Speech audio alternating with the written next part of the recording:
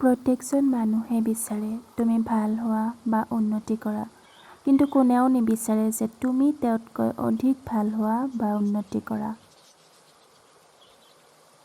সময় আৰু শিক্ষক দুয়োটাই শিকায়, কিন্তু পাৰ্থক্য মাথো এয়ে যে শিক্ষকে শিকোৱাৰ পিছত পৰীক্ষা লয় আৰু সময়ে পৰীক্ষা লোৱাৰ পিছতহে শিকায়। নিজৰ দুখ কষ্টবোৰ সকলোকে কৈ ফুৰিব নালাগে, কাৰণ সকলোৰে ঘৰত মলম নাথাকিলেও নিমখ কিন্তু থাকেই। কোনো কষ্ট নকৰাকৈ এটা বস্তুৱে বৃদ্ধি হয় আৰু সেয়াই হৈছে বয়স। সময় আৰু বুজন ভাগ্যৱানসকলেহে দুয়োটা একেলগে পোৱাৰ সৌভাগ্য হয়, কিয়নো সময়ত বুজি পোৱা নাযায় আৰু বুজি পোৱালৈ সময় উকলি যায়।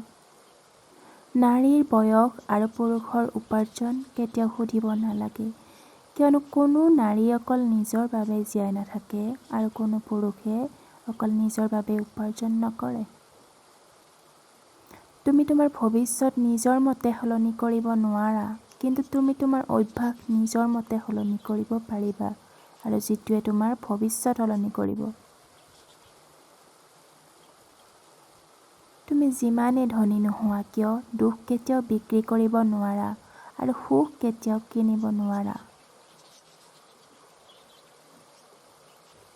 তুমি জীৱনত তেতিয়াহে সফলতা আঁজুৰি আনিব পাৰিবা যেতিয়া তুমি গোটেই পৃথিৱীখন সলনি কৰাৰ পৰিৱৰ্তে নিজকে সলনি কৰা। যদি ভিডিঅ'টো ভাল লাগে লাইক, কমেণ্ট আৰু শ্বেয়াৰ কৰিব। এনেধৰণৰ নতুন নতুন ভিডিঅ' পাই থাকিবৰ কাৰণে মোৰ চেনেলটো ছাবস্ক্ৰাইব কৰিব। ধন্যবাদ। সকলো ভালে থাকক, সুখত থাকক।